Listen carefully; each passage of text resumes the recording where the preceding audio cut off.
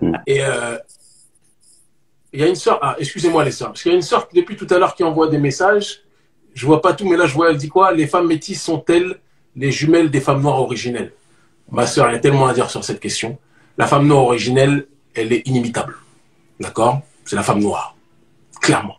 C'est la base de tout. Vous m'excusez les frères pour cette digression, mais je réponds Vas-y, quand même, vas-y. c'est important. La femme originelle, c'est la femme noire. Et il y a une chose qu'on se doit de dire, c'est que la femme noire, pendant trop longtemps, a été mise de côté pour favoriser, à cause de ce système de suprématie occidentale, la femme claire. C'est une réalité. Il y a eu une sorte de, même pas une sorte, il y a eu un colorisme violent qui a tout fait pour essayer d'effacer la femme noire. C'est une réalité.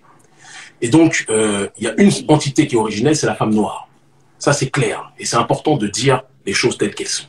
La souffrance que la femme noire a eue, la discrimination, l'ostracisation qu'elle a connue, c'est quelque chose qui dépasse l'entendement et dont on doit être capable de parler. D'accord? Que l'on soit clair. Une fois que cela est dit, maintenant, il faut préciser une chose aussi. Moi, l'un de ceux qui m'ont le plus marqué dans ma vie, c'est des gens comme Bob Marley ou des gens comme Malcolm, qui sont des gens qui étaient clairs de peau, mais qui ont fait plus de choses pour notre peuple parfois que certains, comme Blaise Compaoré, qui étaient noirs foncés. Vous comprenez ce que je veux dire? Donc, l'expérience de vie me rappelle que ne t'arrête pas à l'incarnation pour parler de négritude, même s'il y a des fondamentaux, et ces fondamentaux, c'est qu'on doit absolument valoriser en priorité la femme noire, parce que c'est elle la matrice de l'humanité, c'est elle qui a été écartée, c'est elle qui a été discriminée, c'est elle qui a été mise de côté, alors que dans le même temps, c'est elle qui, partout, en Afrique ou dans la diaspora, a toujours été le plus désirée par l'oppresseur, parce qu'on sait que c'est d'elle dont vient toute la puissance. C'est tout.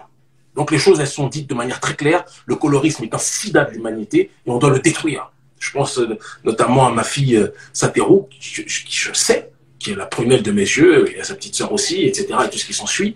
Mes enfants aussi, Konsu et Anoupé. Mais je sais qu'elle-même, elle m'a posé déjà ces questions. C'est une dark skin, elle m'a dit, papa, parfois je souffre de voir certains comportements par rapport au fait qu'on favorise certaines femmes claires par rapport aux femmes foncées. Donc ce sont des choses qui existent. Mm.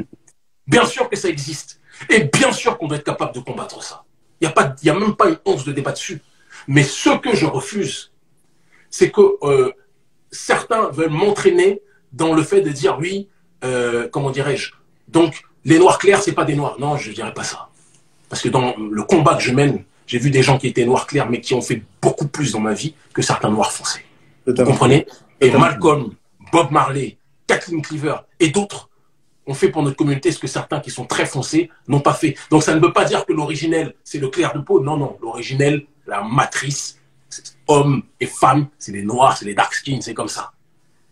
Mais je ne fermerai pas la porte aux... Mais je ne fermerai pas la porte aux plus clairs de peau parce qu'ils font aussi partie de notre peuple et je les aime profondément. Voilà ce qui est dit. Une fois que c'est dit, on avance et on continue à mener ce combat profondément. Voilà. Je ferme la parenthèse. Allez-y, dernière question, après on doit y aller.